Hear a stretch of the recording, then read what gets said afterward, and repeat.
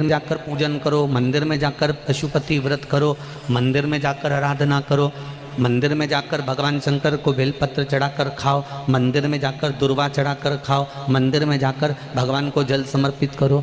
गुरुजी ये क्यों नहीं कहते कि घर में शंकर जी का शिवलिंग है तो उसकी आराधना कर लो, घर में जो शिवलिंग विराजमान है उसका पूजन कर लो, उस पर चढ़ी हुई बेलपत्र खा लो।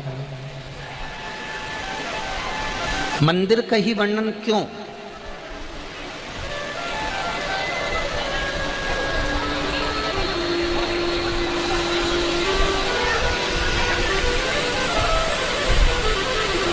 एक आप ये बेलपत्री भगवान शंकर को चढ़ाएं ना चढ़ाएं, आप पुष्प भगवान शंकर को चढ़ाएं ना चढ़ाएं, आप दुर्वा भगवान को चढ़ाएं ना चढ़ाएं,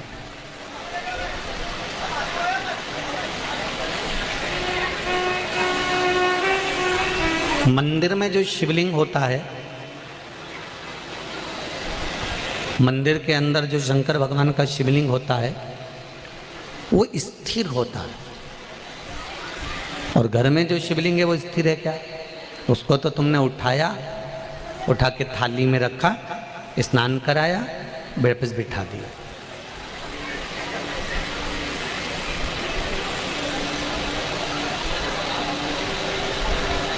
मंदिर में जो शिवलिंग रखा गया है वो स्थापित है, वो स्थिर है। स्थापित शिवलिंग की एक महत्वता सबसे ज़्यादा होती है कि उस पे अगर बेलपत्री चढ़े तो ठीक, फूल चढ़े तो ठीक, सामग्री चढ़े तो ठीक, जल चढ़े तो ठीक। उसकी सबसे बड़ी महत्वता होती है कि जितने लोग उसका दर्शन करते हैं उनकी दृष्टि ही जब भगवान पर चढ़ जाती है तो वो शिवलिंग सिद्ध होता चले जाता है और उसका फल हमें अधिक मिलता है।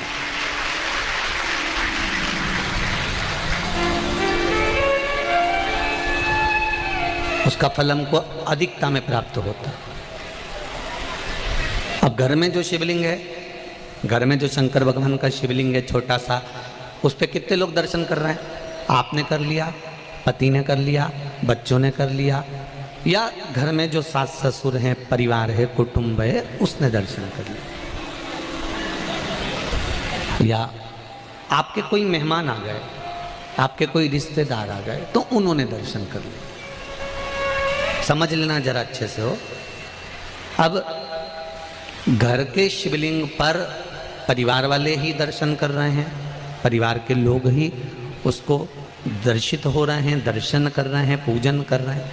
पर मंदिर का जो शिवलिंग होता है कोई ज़रूरी नहीं है कि सब जाकर बेलपत्र चढ़ाएंगे, सब जाकर फूल चढ़ाएंगे, सब जाकर चावल चढ़ाएंगे, या एक लोटा जल सब जाकर चढ़ाएंगे। अगर मंदिर का दरवाज़ा खुला हुआ है और मंदिर के बाहर से भी कोई निकल कर जा रहा है, मंदिर उसको मालूम है कि यहाँ मंदिर है, और उसकी ये मुख, उसका ये चेहरा मंदिर की ओर भी मुड़ गया।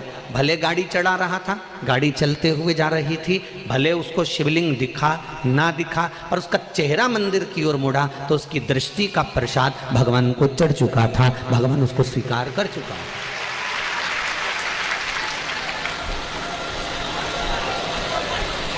तेरे मंदिर में आना मेरा काम है और मेरी बिगड़ी बनाना तेरा काम। आप उसके सामने से निकले,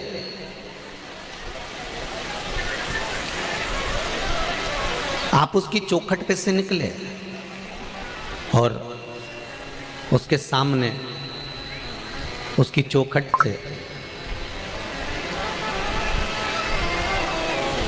जब आप निकले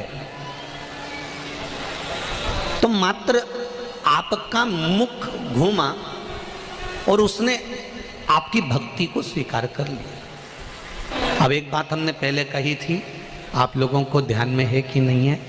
वैसे तो मुझे उम्मीद है कि छत्तीसगढ़ के लोग इतनी जल्दी भूलने वालों में से नहीं है, ठीक है? आप लोगों को सुना होगा, हमने कहा था कोई शिवलिंग जंगल में हो, एकांत में हो, जहाँ कोई नहीं जाता, बोला था कि नहीं बोला था? जहां कोई ना जाए, केवल शिवलिंग है, वहां कोई जाता ही नहीं है, वहां कोई पहुंचता ही नहीं है। और आप वहां से निकल कर जा रहे हैं और आपने वहां पर एक लोटा जल समर्पित कर दिया, या वहां सफाई कर दी, या वहां भगवान की पूजन कर ली, तो वो अधिक फलदायी होता है। उसका कारण क्या है? लिंग पुराण कहती है, घर में जो शिवलिंग है उस शिवलिंग से ज्यादा बलवान होता है मंदिर का शिवलिंग। मंदिर के शिवलिंग से ज्यादा बलवान होता है तीर्थ क्षेत्र का शिवलिंग। तीर्थ क्षेत्र के शिवलिंग से ज्यादा बलवान होता है किसी नदी, सरोवर, तालाब, कुंड के पास का शिवलिंग।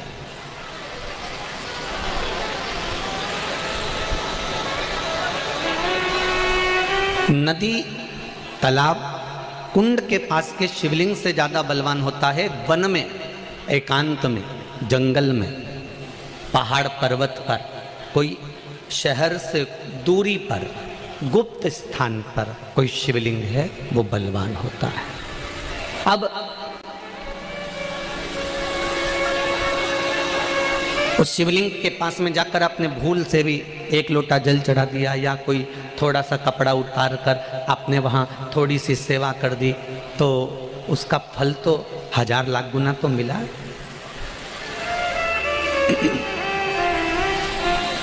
महाभारत की एक कथा है,